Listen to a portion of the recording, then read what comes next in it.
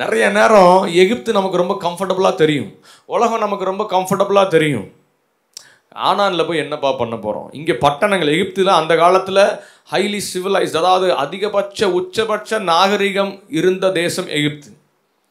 நான் சொல்கிறது 3000, 3500, 4000 வருஷத்துக்கு முன்னாடி பயங்கரமான நாகரிகம் இருந்த, கல்வி அறிவு ஞானிகள் இருந்த தேசம் எகிப்து. அழகா பட்டணங்களை கட்டினாங்க, அழகா ரோடு போட்டிருந்த எகிப்து தேசம். ஹரப்பா, மொஹஞ்சதாரோ போன்ற அந்த அந்த நாகரிகங்களுக்கு இணையாக அதை விட சூப்பரான மேல்மையான நாகரிகம் எகிப்தின் நாகரிகம். அல்லேலூயா. நம்ம ஸ்கூல்லலாம் படிச்சிருக்கிறோம். எகிப்தின் நாகரிகம் தான் அந்த காலத்தில் அவன் எப்படி அழகாக ட்ரெஸ் பண்ணணும், என்ன ட்ரெஸ்ஸை போடணும், அதை பண்ணணும், அவ்வளோ பர்ஃபெக்டாக ஒரு பெரிய அழகான நகரம் எகிப்திய நகரம். அப்போது அங்கே இருந்து இருந்து இருந்து இவனுக்கு என்னென்னா, இருறா போகலாம், அங்கே போனால் எங்கே இருக்கணும்? டென்ட்டில் இருக்கணும், கூடாரத்தில் இருக்கணும், காட்டில் இருக்கணும், கஷ்டப்பட்டு ஆடு மேய்க்கணும், புல்லெல்லாம் இருக்காது.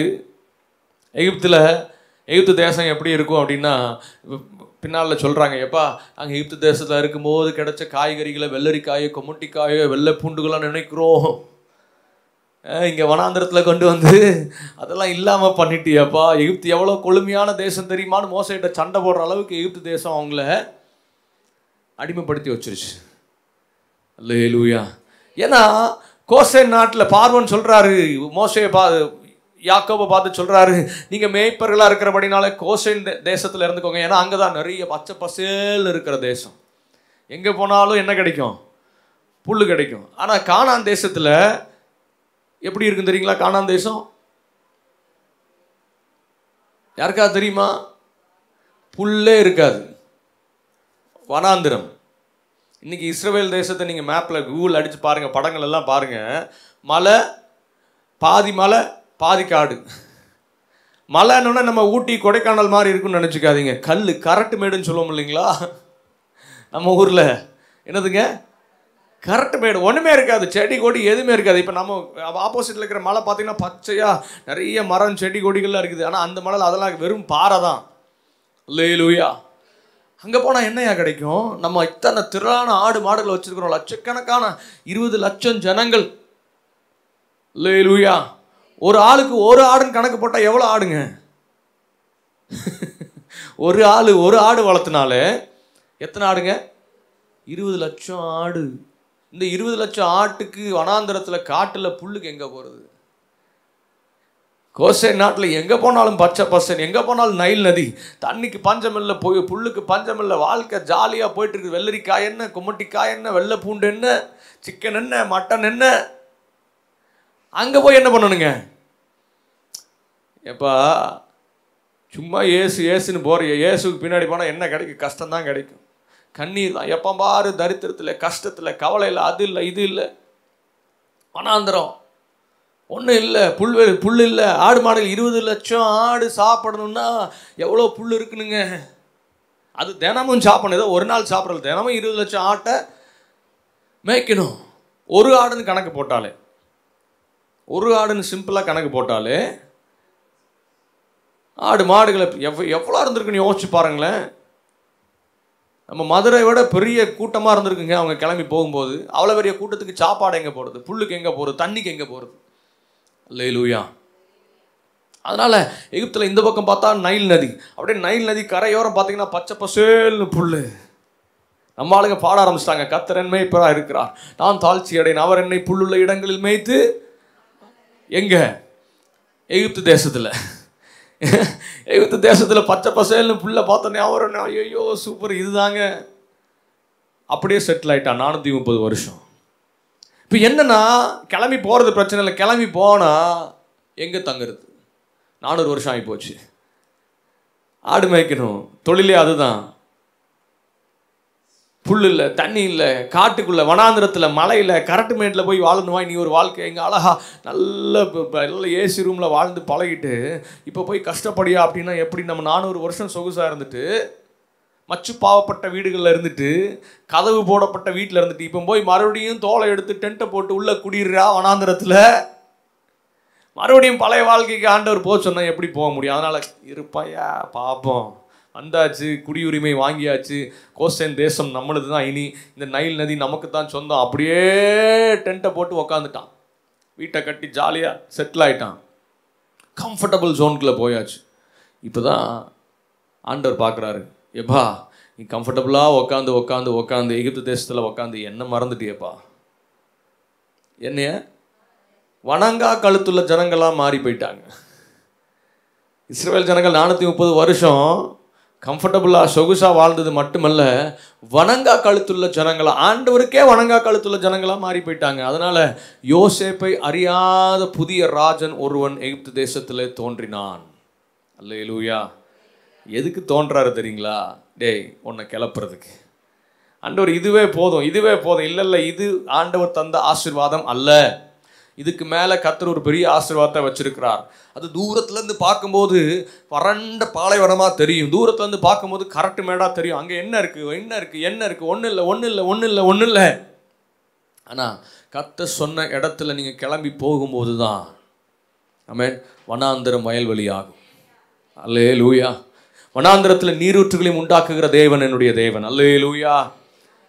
இப்போ நிறைய நேரங்களில் நமக்கு எகிப்து தேசம் ரொம்ப கம்ஃபர்டபுளாக சொகுசாக மாறி, இதுவே போதும் ஆண்டவர், இந்த வேலையே போதும் ஆண்டவர், இந்த வாழ்க்கையே போதும் ஆண்டவர். ஆண்டவர் சொல்லாரு, கிளம்புப்பா, நீ இருக்க வேண்டிய இடம் இது இல்லை. கிளம்பலான்னா தான் ஆண்டவர் சில நேரங்களில் புயலை அனுமதிக்கிறார். யோசேப்பை அறியாத ராஜ் ஆமென் குடும்பத்திலேருந்து வீட்டுக்குள்ளேருந்தே ஒரு புதிய பார்வோட ஆண்டவர் உருவாக்குவார். ஏன்னா நான் அடுத்த லெவல் போகணும். அப்படியே இங்கே இருந்து இதுவே போதுங்க, ஏதோ சர்ச்சுக்கு வர்றோம், பாட்டு பாடுறோம், ஜோம் பண்ணோம், ஏதோ ஆண்டவர் ஆசீர்வதிக்கிறார், நல்லா தான் இருக்கிறேங்க, அப்படியே போயிட்டு வந்துட்டு அப்படியே வாழ்க்கை சில பேர் கேட்டால் சொல்லுவாங்க, எப்படி இருக்கீங்க, அப்படியே போகுதுங்க கர்த்தர் கிருபையில். நீங்கள் நெக்ஸ்ட் லெவல் போகணுங்க. அல்லேலூயா, அல்லேலூயா. கானானை கர்த்தர் சொன்ன தேசத்தில் நீங்கள் போய் இருந்தால் தான், அது வரைக்கும் ஒரு ராஜாக்கு கீழே அடிமையாக இருந்தீங்க. ஆனால் கர்த்தர் சொன்ன தேசத்தில் போய் நீங்கள் குடியிருக்கும் போது தான் உன்னிலிருந்து ஒரு ராஜா தோன்றுவார். அல்லேலூயா, அல்லேலூயா. எத்தனை நாள் ஏன் நாங்கள் அடிமையாகவே இருக்கிறது, நாங்கள் ஆளுகை செய்ய வேண்டாமா? அல்லேலூயா. கர்த்தர் கிளம்ப சொன்னால் கிளம்பிருங்க. ஆண்டவரை போதும் ஆண்டவரே, நான் ரொம்ப நல்லா தான் இருக்கிறேன், இதுவே போதும், இப்படியே இருந்துக்கிறேன், இப்படியே வாழ்ந்துக்கிறேன். இல்லை, நெக்ஸ்ட் லெவலுக்கு ஆண்டவர் கொண்டு போகணுன்னா கிளம்பி தான் ஆகணும். யோசேப்பை அறியாத பார்வன் வந்துட்டு, ஆண்டவர் எங்களுக்கு பயங்கர பிரச்சனை, பயங்கர குடைச்சல் கொடுக்குறான், என் பக்கத்து வீட்டுக்காரங்க எனக்கு ரொம்ப குடைச்சல் கொடுக்குறான், மேலதிகாரி எனக்கு பயங்கர குடைச்சல் கொடுக்கலாம், கிளம்புப்பா, கிளம்பிடு. எங்கே ஆண்டவரே? அதான் அங்கே தூரத்தில் ஒரு வனாந்தரம் தெரியுது பாரு, ஐயோ அந்த வனாந்தரத்துக்கு இந்த குடைச்சலே பரவாயில்ல. நம்ம நிறைய நேரம் அப்படி தான் யோசிக்கிறோம் இல்லைங்களா?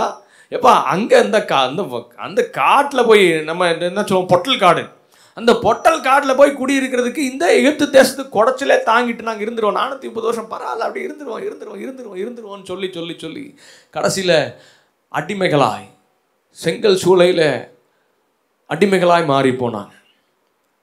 அல்லேலூயா, அல்லேலூயா. என்னென்னமோ பண்ணுறான் எகிப்து தேசத்து ராஜா, கிளம்பவே மாட்டேங்கிறான். எவ்வளோ கிளம்புனாலும் அங்கேயே இருக்கிறான், ஆனால் பழகி பெறுகிறான். கொஞ்சம் யோசிச்சு பாருங்க, அத்தனை நெருக்கம், செங்கல் சூளையில் போட்டு வாட்டி வதைக்கிறான், ஆனாலும் இவங்க பழகி பெறுகிறத தடுக்க முடியலை. அல்லேலூயா. ஆமாம், கிளம்ப மாட்டேங்கிறான். ஏன் நீ என்ன குடைச்சல் கொடுத்தாலும் நான் இங்கே தான் இருப்பேன், நான் இங்கே தான் இருப்பேன், என் ஆட்டுக்கு புல் இங்கே தான் இருக்குது, என் ஆட்டுக்கு மாட்டுக்கு புல் இங்கே தான் இருக்குது, இங்கே தான் நான் தண்ணி இருக்குது, இங்கே தான் அது இருக்குது, இது இருக்குது, அப்படியே சாக்கு போக்க சொல்லிட்டு அப்படியே உட்காந்துடுறது அதே இடத்துல. ஆண்டவர் சொல்லாரு, எலும்புப்பா, நீ இருக்க வேண்டிய இடம் எது இல்லைப்பா, நீ போக வேண்டிய இடம் வேற, நீ இருக்க வேண்டிய இடம் வேற, அடிமையா இல்லை, உன்னை ஆளுகை செய்ய நான் அழைத்திருக்கிறேன். அல்லேலூயா. கிளம்ப மாட்டேங்கிறான். வனாந்தரத்தில் புல் எங்கே இருக்கும்?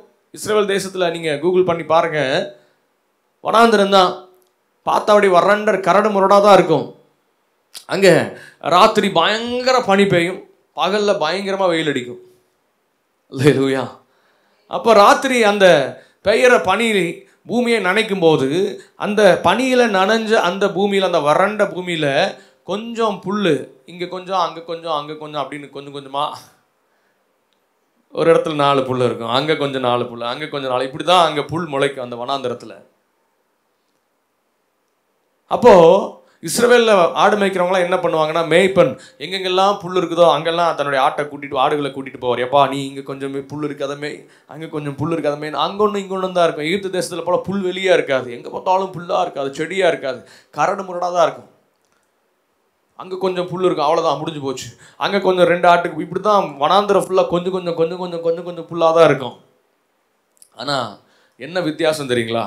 அந்த கொஞ்சம் கொஞ்சமாக இருக்கிற அந்த புல் ராத்திரி பெய்கிற பனியில் முளைச்சி பெரிய அந்த அந்த எகிப்து தேசத்தில் இருக்கிற புல்வெளியை காட்டிலும் அந்த கொஞ்சம் புல்ல அதிக சத்துக்கள் இருக்குமா. அந்த கொஞ்சம் புல்லை சாப்பிட்ற அந்த ஆடு கறக்கிற பால் இருக்கு இல்லைங்களா, அது அவ்வளோ திக்காக இருக்குமா. அதை சாப்பிட்ற அந்த மாடு கறக்கிற பால் அவ்வளோ திக்காக இருக்குமா. ஏன்னா அந்த கொஞ்சத்தில் பெரிய சத்துக்களை, விட்டமின்ஸ், மினரல்ஸ் ஆண்டவர் வச்சிருக்கிறார். அல்லேலூயா. எகிப்து தேசத்தில் இருக்கிற பெரிய புல்வெளியை காட்டிலும் கர்த்தர் கொடுக்குற கொஞ்சம் புல்லில் அதிக ஆசீர்வாதங்கள் உண்டு.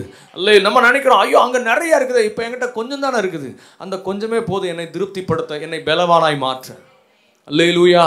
எகிப்து தேசத்து சாப்பாடு சாப்பிட்டு அடிமைகளாக தான் மாறி போனாங்க. ஆனால் என்னைக்கு வனாந்திரத்தில் வந்து கர்த்தர் கொடுக்குற மன்னா, கொஞ்சம் மன்னாவை சாப்பிட்டாங்களோ, ஒரு நாளைக்கு எவ்வளோங்க கலெக்ட் பண்ண முடியும்? எவ்வளோ மூட்டை நிறைய மண்ணா எடுத்தாலும் கலெக்ட் பண்ணிட்டு வீட்டுக்கு வந்தீங்கன்னா எவ்வளோ தான் இருக்கும்? முக்காப்படி தான் இருக்கும்.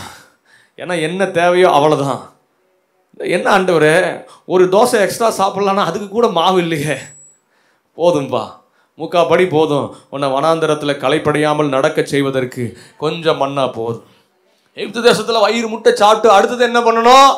போய் செங்கல்ல இருக்கணும். ஆனால் வனாந்திரத்தில் அப்படி இல்லை, சுதந்திரமாக கொஞ்சம் மண்ணாவை சாப்பிட்டு வனாந்திரத்தில் 40 வருஷம் நடந்தாங்க. அவங்க பலன் குறையவில்லை. அல்லேலூயா, அல்லேலூயா. அப்போ எகிப்து தேசத்தில் இருக்கிற பெரிய புல், பெரிய செடி கொடி பசுமையா, அதெல்லாத்தையும் விட வனாந்திரத்தில் கர்த்தர் கொடுக்குற கொஞ்சம் புல் போதுங்க. இப்போ மலை பாதி வனாந்திரம், பாதி மலை இஸ்ரவேல் தேசத்தில். அப்போது அந்த மலையில் அடிக்கிற காற்று அப்படியே பார்த்தீங்கன்னா ராத்திரி ஜில்லுன்னு அடிக்கும். மழை பெருசாக இருக்காது, எப்போயாச்சும் தான் மழை பெய்யும் அந்த ஏரியாவில். எப்போ ரொம்ப ரேர், ரொம்ப அதாவது அபூர்வம். மழையை பார்க்குறது ரொம்ப அபூர்வம். ஆனால் பனி தான் பெய்யும், ராத்திரியெல்லாம் பனி பெய்யும், பகலெல்லாம் வெயில் அடிக்கும். இந்த மலைக்கு மேலே விவசாயம் பண்ணுவாங்க. மலைக்கு மேலே பெரிய நம்ம ஊட்டி கொடைக்கானல் மாதிரி பச்சை பசேல் இருக்காது, காஞ்சி போய் வறண்டு போய் தான் இருக்கும். அந்த ராத்திரி பெய்கிற பனியில் தான், அந்த ஈரத்தில் தான் விவசாயம் பண்ணுவாங்க. அப்படி விவசாயம் பண்ணி அங்கே முளைக்கிற அந்த பயிர்கள், அங்கே முளைக்கிற அந்த காய்கறிகள், அங்கே முளைக்கிற அந்த பழங்கள் இருக்கிறதுலே பெஸ்ட்டு டேஸ்ட். ஒருத்தர் சொன்னார், இஸ்ரேலுக்கு போயிட்டு வந்துட்டு அங்கே அவர் சொன்னார் என்கிட்ட, ஏய் ஜீவா, அங்கே மாம்பழம் வாங்கி சாப்பிட்டேன், தேன் மாதிரி இருக்குடா. அல்லேலூயா. கர்த்தர் பாலும் தேனும் ஓடுகிற தேசத்தை கொடுப்பேன் அப்படின்னு வாக்குத்தத்தம் பண்ணார்னா நிச்சயம் தருவார். நிறைய பேர் நினச்சிக்கிறங்க பாலும் தேனும், நான்லாம் சின்ன பிள்ளையா இருக்கும்போது பாலும் தேனும் ஓடுகிற தேசம் அப்படின்னா பால் ஒரு பக்கம் 6 மாதிரி ஓடும், தேன் ஒரு பக்கம் 6 மாதிரி ஓடும். அதுதான் நம்ம பண்ணியிருக்கிற கற்பனை, பாலும் தேனும் ஓடுகிற தேசம். ஆனால் அது இல்லைங்க. அந்த கொஞ்சம் வனாந்திரத்தில் கிடைக்கிற புல்லை சாப்பிட்டு வளர்கிற ஆடு கறக்கிற மாடு கறக்கிற பாலை போல அந்த சுற்று வட்டாரத்தில் எங்கேயுமே நல்ல பால் கிடையாது. எகிப்து தேசத்துலையும் கிடையாது, மீதியான் தேசத்துலையும் கிடையாது. பெரிய அப்படியே பச்சை பசேல் இருக்கிற தேசத்தில் இருக்கிற ஆடு மாடுகள்லாம் அந்த மாதிரி பாலை கறக்காது. அவ்வளவு குவாலிட்டியான, டேஸ்டான, சுவையான பாலை கறக்கிற ஆடு மாடுகள். காரணம், அந்த வனாந்தரத்தில் இருக்கிற கொஞ்சம் அந்த புற்கள். அப்போ அங்கே விவசாயம் செஞ்சு அங்கே பயிரிடப்படுகிற பழங்கள் எல்லாம் தேனை போல இனிப்பாக இருக்கும்.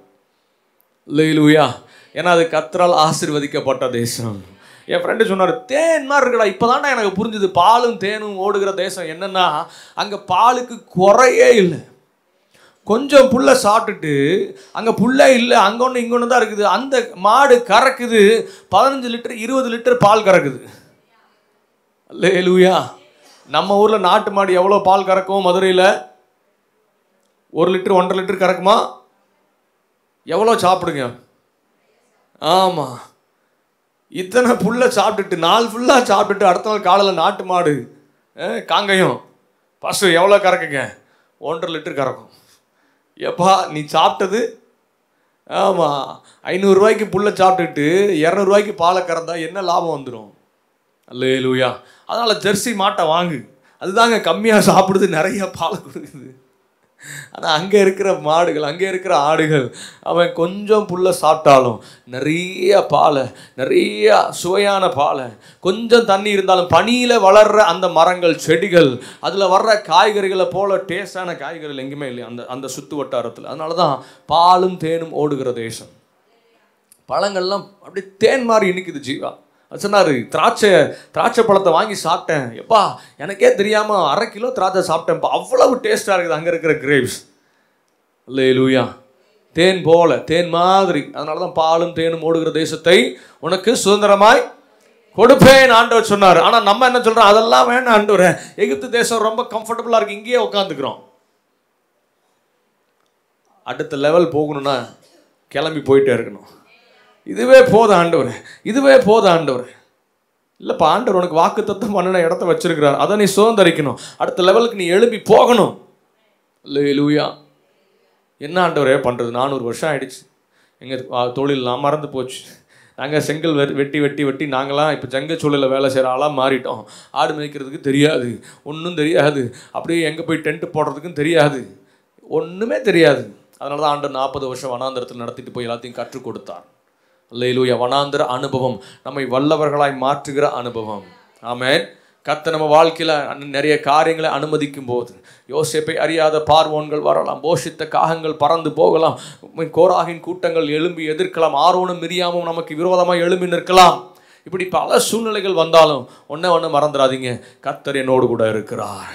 எனக்கு குறிக்கப்பட்ட வாக்கு தத்தத்தை, எனக்கு வாக்கு பண்ணின தேசத்தை கர்த்தர் தரும் அளவும் என்னை அவர் கைவிடுவதில்லை, என்னை விட்டு விலகுவதில்லை, என்னை நடத்திட அவர் உண்மையுள்ளவர். அல்லேலூயா. என்ன கண்டிஷன் போட்டாலும் இஸ்ரவேல் ஜனங்கள் பழகி பெறுகிறாங்க. இப்போ சொல்கிறான், ராஜா சொல்கிறான், எப்போ ஆண் பிள்ளை எல்லாம் கொன்று, அப்படி பண்ணாலும் மறுபடியும் மருத்துவ வச்சு கண்களில் கர்த்தர் தயவு கிடைக்க பண்ணினார். அல்லேலூயா. ஆமென். அவங்க சொல்கிறாங்க, ஏன் நாங்கள் போகிறதுக்கு முன்னாடி அவங்கெல்லாம் குழந்தை பெற்றுறாங்க. பிசாசு நம்மளை எவ்வளோ நெருக்கினாலும் நம்ம வளருவோம், எவ்வளவு நெருக்கினாலும் நம்ம பழகி பெருகுவோம். எவ்வளவுக்கு எவ்வளோ நமக்கு நெருக்கம் வருதோ அவ்வளவுக்கு அளவு நம்ம பழகி பெருகுவோம். கர்த்தர் நம்மை உயர்த்துவார், பழகி பெருக பண்ணுவார். அல்லேலூயா. அல்லேலூயா. எதிர்ப்பு வந்தாதான் நன்மை பெருகுங்க. எதிர்ப்பு வந்தாதான் எனக்கு கொடுத்த வாக்கு தத்தத்தை நான் சுதந்திரிக்க முடியும். எதிர்ப்பே வரலைங்க, ரொம்ப ஜாலியாக இருக்குன்னா எனக்கு வாக்கு தத்தத்தை பற்றி கவலையே இருக்காது. நெருக்கமே இல்லைன்னா எனக்கு வாக்கு தத்தத்தை பற்றி நான் யோசிக்கவே மாட்டேன். அல்லேலூயா. எனக்கு இதுவே கம்ஃபர்டபுளாக போதுங்க, இதுவே போதுங்க. அல்லேலூயா. கர்த்தர் வாக்கு தத்தத்தில் உண்மை உள்ளவர். அல்லேலூயா. அல்லேலூயா. அவர் சொன்னதை செய்து முடிக்க உண்மை உள்ளவர். நம்ம அப்படியே கம்ஃபர்டபுளாக இருந்து பழகிடுவோம். இல்லை இது இல்லைங்க, இதோட நிற்க போகிறதில்ல, உங்களை இன்னும் பழகி பெருக பண்ண போகிறார் ஆண்டவர். இதை இன்னும் மிகுதியாய் திரளாய், ஆமென், பலத்தவர்களாய் கர்த்தவங்களை மாற்ற விரும்புகிறாரு. ஆனால் பலத்தவர்களாக மாறணும்னா எழும்பணும், கானானை சுதந்திரிக்க ஆண்டவர் சொல்கிற திசையில் நடக்க ஆரம்பிக்கணும். அல்லேலூயா. அல்லேலூயா. வாழ்க்கையில் எதிர்ப்புகள் வருதா? அதுதான் அடுத்த லெவலுக்கு போகிற சரியான நேரம். வாழ்க்கையில் நெருக்கங்கள் வருதா? ஆண்டவங்களை அடுத்த லெவலுக்கு கொண்டு போக போகிறாருன்னு அர்த்தம். ஆமென். ஏன்னா அவங்க எதிர்க்கிறாங்க, இவங்க எதிர்க்கிறாங்க, எதிர்க்கட்டும். மோசே, ஆரோனும் மிரியாமும் மோசேக்கு எதிராக வந்து நிற்கிறாங்க. ஏய், என்ன நீ என்ன பெரியவனா? நீ என்ன ஏசு என்ன சர்ச்சுக்கு போகிறேன்னா பெரியவனா? பைபிளை தூக்கிட்டு போனா பெரியவனா? ஆண்டவர் உங்களோட தான் பேசுவாரா, எங்கூட பேச மாட்டாரா? நான் இல்லைன்னா நீ உயிரோடு இருந்திருப்பியா? அக்கா கேட்குறா. ஆத்தோட ஆத்து தண்ணியில் தண்ணியோட தண்ணியாக போயிருப்பேன், நைல் நதியில் முதலைகள் சாப்பிட்ருக்கோம், நான் உன்னைய காப்பாற்றி. அல்லேலூயா. நான் உனக்கு அது நான் உனக்கு இதை பண்ணியிருக்கிறேன். ஐயா மிரியாமே, உன்னை ஆண்டவர் பயன்படுத்தினார், அவ்வளோதான். நான் தான் உன்னை உயர்த்துறேன், நான் தான் உன்னை இது பண்ண, நான் உனக்கு இடம் கொடுக்கலன்னா இப்படி ஆயிடுவியா? யார் இடம் கொடுத்தாலும் கர்த்தர் நம்மளை ஆசீர்வதிக்கலன்னா நம்ம ஆசீர்வதிக்கப்பட முடியாது. அல்லேலூயா. நிறைய பேர் சொல்லுவாங்க, நான் வளர்த்து விட்ட பையங்க, நான் வளர்த்து விட்டா குடும்பங்க. யார் நினச்சாலும் ஒன்றும் நடக்காது. முடி கூட என் மண்டையிலேருந்து விழாது. அவர் தான் நினைக்கணும். முடி விழுதேன்னு கவலைப்பட்டாலும் விழாமல் இருக்காது, ஏன்னா அவர் நினைக்கணும் என்னைய. அல்லேலூயா. ஆமாம், மிரியாம் சொல்கிறாங்க, நான் உன் குழந்தையா இருக்கும் போது நான் தான் அவனைய ராணிகிட்ட கொண்டு போய் கொடுத்தேன், நான் தான் அவனை அம்மாட்ட கொண்டு உன்னை அப்படி வளர்த்தேன் இப்படி வளர்த்தேன். சரி, அண்ணன் சொல்கிறான், டே நீ திக்குவாயும் மந்தனாவும் உள்ளவன், திக்குவாயும் மந்தனாவும் உள்ளவன், நான் உன்னைய உனக்கு உனக்கு பதிலாக நான் பேசுகிறேன், நீ பேச வேண்டிய டைலாக்ல நான் பேசுகிறேன். நான் இல்லாமல் நீ ஊழியம் செஞ்சுட்டியா, நான் இல்லாமல் பெரிய ஆள் ஆகிட்டியா, நான் இல்லாமல் நீ பாஸ்டர் ஆகிட்டியா, நான் இல்லாமல் நீ பெரிய இதாகிட்டியா அதாகிட்டியா. அல்லேலூயா. மோசே அரண்மனையிலே வளர்க்கப்பட்டவன். ராஜா என்னென்னலாம் படிக்கணுமோ அத்தனையும் படித்து வளர்ந்து, வரலாறில் சொல்கிறாங்க, ஹிஸ்ட்ரியில் சொல்கிறாங்க, மோசே பெரிய யுத்த வீரன். அது மாத்திரமல்ல, அவர் ஒரு engineering graduate, architect. Moses was an architect, அவர் ஒரு என்ஜினியர். அல்லேலூயா, அல்லேலூயா. வரலாற்றில் சொல்கிறாங்க, இந்த பட்டணங்கள் எல்லாம், அந்த பித்தோம், ராம்சைஸ், இந்த பட்டணங்களை கட்டினதில் மோசேக்கு ஒரு பெரிய பங்கு இருக்குது. அவரோட டிசைன் தான். அந்த அளவுக்கு கல்வி அறிவில் சிறந்து அந்த காலத்தில் என்ஜினியரிங் முடித்த மோசே, பல யுத்தங்களை ஜெயித்த மோசே, ராஜா குமாரனாய், ராஜாத்தினுடைய மகனாய், அரண்மனையில் இளவரசனாய் வளர்க்கப்பட்ட மோசே, கர்த்தருக்காக வைராக்கியம் கொண்டு என் ஜனங்கள் கஷ்டப்படுறாங்களேன்னு சொல்லி வந்தா. இப்போ சொல்கிறான், நீ என்ன பெரியவனா, உனக்கு என்ன தெரியும்? மோசே ஒன்றும் சொல்ல, டே நான் அரண்மனை வாழ்க்கையை விட்டுட்டு வந்தேன் சொல்லலை, நான் அரண்மனையில் ஜாலியாக இருந்திருப்பேன்டா, உங்களை இன்னும் செங்கல் அறுக்க வச்சுக்கிட்டு நான் என் வாழ்க்கையை பார்த்துட்டு அடுத்து ராஜாவா ஜாலியாக சுற்றிட்டு இருந்திருப்பேன்டா. அதை செய்யலை. அல்லேலூயா. உங்களுக்கு விரோதமாக எழும்பி நிற்கிறாங்களா, அவங்கள பார்த்து நீங்கள் ஒன்றும் பேசாதீங்க, பதிலே கொடுக்காதீங்க. உங்களுக்கு விரோதமாக எழும்பி உங்களை பார்த்து அப்படி இப்படி நான் அதை பண்ண இதை பண்ண உடனே அப்படி பண்ணி என்ன சொன்னாலும் அமைதியாக இருங்க. ஏன்னா வழக்காடுகிறவர் கர்த்தர். அல்லேலூயா. சொந்த குடும்பத்திலேருந்து எதிர்ப்புகள் வரலாம், சொந்த கணவன், சொந்த மனைவி, பிள்ளைகள் எழும்பி எதிர்க்கலாம். ஆரோனும் மிரியாமும் எழும்பி நிற்கிறாங்க, என்னடா ஆண்டவர் ஒன்றை தான் பேசுவாரா, என்கிட்டலாம் பேச மாட்டாரா, இதெல்லாம் பெரிய ஊழியக்காரனா, நீ அவனா இவனா. மோசே ஒன்றுமே பேசலை, நேராக ஆண்டவர்கிட்ட சரண்டர் ஆயிட்டாரு. இப்போ ஆண்டவர் மோசேக்காக எழும்பி சொல்கிறார், வாங்க வழக்காடுவோம். மோசே, ஆரோன், மிரியாம் வாங்கடா, என்ன பிரச்சனை உனக்கு, வா வழக்காடலாம், உன்கிட்ட பேசணுமா, வா பேசலாம், வா. கர்த்தர் நமக்காக வழக்காடுகிறவர். அல்லேலூயா. கோராகின் கூட்டங்கள், இது கோராகு யார் தெரியுங்களா? லேவியின் புத்திரர், ஆசாரிய ஊழியம் செய்ய கர்த்தரால் தெரிந்தெடுக்கப்பட்ட ஊழியக்கார குடும்பம். கோராகும் அவன் கூட்டத்தாரும் அவன் எழும்பி நின்று மோசேக்கு விரோதமாக பேசுகிறான். அண்ணன் சும்மா அண்ணனும் தம்பியும் பயங்கரமாக ஆண்டவர் எங்கள்கிட்ட பேசுகிறார், ஆண்டவர் சொல்கிறாரு, என்ன நீங்கள் சொல்கிறத நாங்கள் செய்யணுமா, நீ பெரிய பாஸ்டர்னா நீங்கள் சொல்கிறத நான் செஞ்சிடணுமா, ஆண்டவர் உங்கள்கிட்ட பேசுவாரா, எங்கள்கிட்டலாம் பேச மாட்டாரா, நீ அவ்வளோ பெரிய ஆளா. அல்லேலூயா. கோராகின் கூட்டங்கள் எழும்பி எதிர்த்தாலும் கவலை இல்லை, கவலை இல்லை, கிறிஸ்துவுக்குள் இருப்பதால் தோல்வி இல்லை. எழும்பி நிற்கிற கோராகின் கூட்டம் எதிராக பேசின மிரியாமுக்கு வெண்குஷ்டம் தலையில் பேசின அடுத்த செகண்டே வெண்குஷ்டம் அவன் தலையில் தோன்றினது. இன்னைக்கு கிருபையின் காலத்தில் கர்த்தர் எல்லாத்தையும் மன்னிச்சுட்டு அப்படியே பொறுமையாக இருக்கிறார். பரவாயில்ல, பேசு பேசு பேசு பேசு. ஆனால் ரொம்ப நாள் அப்படி இருக்க மாட்டார். நமக்கு விரோதமாக எழும்பி நிற்கிற கூட்டத்தை, கோராகின் கூட்டம் எழும்பி நிற்கும் போது ஆண்டவர் மோசையை பார்த்து, கொஞ்சம் தள்ளி நில்லுப்பா, என்ன ஆண்டவரே பண்ண போகிறீங்க, நீ கொஞ்சம் தள்ளி நில்லு, நீ ஒன்றும் கவலைப்படாத, கொஞ்சம் தள்ளி நில்லு, ஒன்றும் பேச வேண்டாம், இவ்வளோ நேரம் எப்படி பேசாமல் இருந்தே அப்படியே நீ பேசாமல் இருப்போதும், கொஞ்சம் தள்ளி நில்லு. ஒரு ஸ்டெப் பின்னாடி போனால் கோராகும் அவன் கூட்டமும் நின்றிருந்த பூமி அப்படியே பொளந்து அத்தனை பேரையும் விழுங்கி போட்டது. எனக்காக யுத்தம் பண்ணுகிறவர் ஆண்டவர், எனக்கு நியாயம் செய்கிறவர் ஆண்டவர். நியாயத்தை வெளிச்சத்தை போலும், நீதியை வெளிச்சத்தை போலும், நியாயத்தை பட்ட பகலை போலும் விளங்க பண்ணுகிற தேவன். ஆமென். அதனால் எந்த சூழ்நிலையிலும் கவலைப்படாதீங்க. ஆமென். யோசேப்பை அறியாத ராஜா வந்துட்டார்னா கர்த்தர் எனக்கு தேசத்தை சுதந்திரமாக கொடுக்க போறாருன்னு அர்த்தம். அல்லேலூயா. எதிர்ப்பு வந்துருச்சுன்னா கர்த்தர் எனக்கு வாக்குத்தத்தம் பண்ணின ஆமென் அந்த ஆசீர்வாதத்தை கர்த்தர் எனக்கு தர போறாருன்னு அர்த்தம். அல்லேலூயா. நெருக்கம் வந்தா கர்த்தர் எனக்கு பெரிய ஆசீர்வாதத்தை வச்சிருக்கிறார், விசாலத்தில் என்ன வைக்க போறாருன்னு அர்த்தம். அல்லேலூயா, அல்லேலூயா. கண்களை மூடி ஆண்டவரை நோக்கி பார்க்கலாமா? கவலை இல்லை, கலக்கமில்லை, கிறிஸ்துவுக்குள் இருப்பதால் தோல்வி இல்லை. சொல்லுங்க, கவலை இல்லை, கலக்கமில்லை, கிறிஸ்துவுக்குள் இருப்பதால் தோல்வி இல்லை. என் அஸ்திவாரம் கிறிஸ்துவின் மேல் இருப்பதினால் அசைவதில்லை, நான் அசைவதில்லை. சொல்லுங்க. என் அஸ்திபாரம் கிறிஸ்துவின் மேல் இருப்பதினா அசைவதில்லை, நான் அசைவதில்லை. கரங்களை உயர்த்தி அல்லேலூயா. ஆனந்தமே, இயேசு கிறிஸ்துவினால் ஜெயம் பெறுவே. அல்லேலூயா.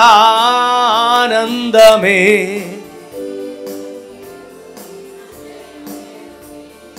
அல்லேலூயா. ஆனந்தமே.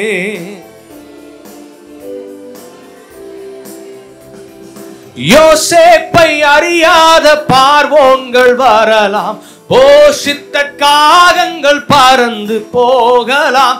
யோசேப்பை அறியாத பார்வோன்கள் வரலாம், போஷித்த காகங்கள் பறந்து போகலாம். யோர்தானின் கரைகளை தாண்டி போன பின் வானத்து மன்னாவும் நின்று போகலாம். யோர்தானின் கரைகளை தாண்டி போன பின் வானத்து மன்னாவும்.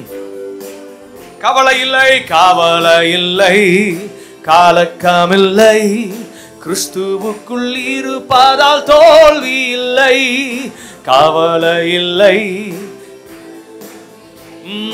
கிறிஸ்துவுக்குள் இருப்பதால். என் அஸ்திபாரம், என் அஸ்திபாரம் கிறிஸ்துவின் மேல் இருப்பதினா அசைவதில்லை, நான் அசைவதில்லை. சொல்லுங்க. என் அஸ்திபாரம் கிறிஸ்துவின் மேல் இருப்பதினா. நன்றி நன்றி இயேசு ராஜா, கோடி கோடி நன்றி ராஜா. நன்றி நன்றி இயேசு